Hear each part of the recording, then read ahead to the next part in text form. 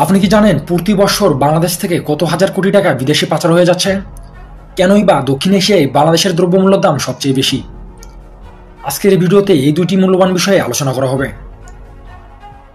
বাংলাদেশ থেকে গড়ে প্রতি বছর ৬৪,০০০ কোটি টাকা বিদেশে পাচার হয়ে যাচ্ছে। গ্লোবাল ফিনান্সিয়াল ইন্টিগ্রিটির সর্বশেষ প্রতিবেদনে এই তথ্য তুলে ধরা হয়েছে।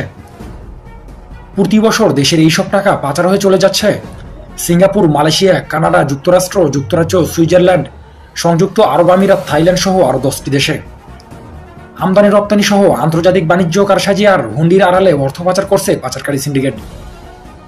সংস্থাটির তথ্য অনুযায়ী ২০১৬ থেকে ২০২০ এই ৫ বছরে পাচারকারীরা ৩,২০,০০০ কোটি টাকা বিদেশে পাচার করেছে, যার মধ্যে শুধুমাত্র ২০১৫ সালেই এই এক বছরই দেশ থেকে পাচার হয়ে যায় প্রায় ৯৮,০০০ কোটি টাকা।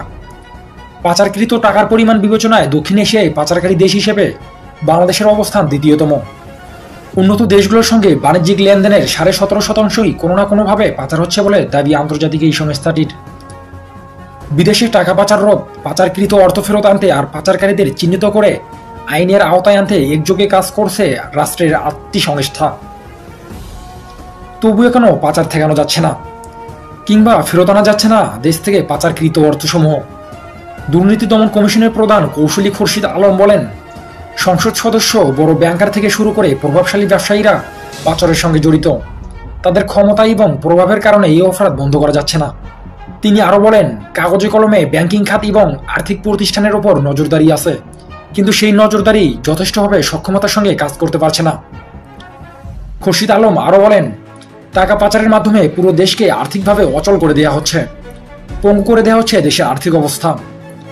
যারা টাকা পাচার করছে তাদের কয়েকজনকে যদি উপযুক্ত শাস্তি দেওয়া হয় তাহলে পরবর্তীতে সবাই টাকা পাচার করতে ভয় পাবে। ২০১৭ থেকে ২০২০ সাল পর্যন্ত ৪ বছরে সুইস ব্যাংকে বাংলাদেশিদের প্রায় ২৫,০০০ কোটি টাকার তথ্য প্রকাশ করেছে সুইজারল্যান্ডের কেন্দ্রীয় ব্যাংক।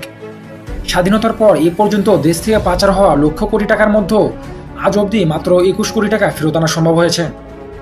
দেশের এই আর্থিক দুরবস্থার মধ্যেও মাত্র কয়েক মাস আগে প্রায় ৭৫,০০০ কোটি টাকা বিদেশে পাচার হয়েছে। বাংলাদেশের পদ্মা সেতু তৈরি করতে ব্যয় হয়েছিল প্রায় ৩০,০০০ কোটি টাকা, কিন্তু বাংলাদেশ থেকে গড়ে প্রতি বছর ৬৪,০০০ কোটি টাকা বিদেশে পাচার হয়ে যাচ্ছে, যার মানে বাংলাদেশ প্রতি বছর ২টি করে পদ্মা সেতু নির্মাণ করতে সক্ষম।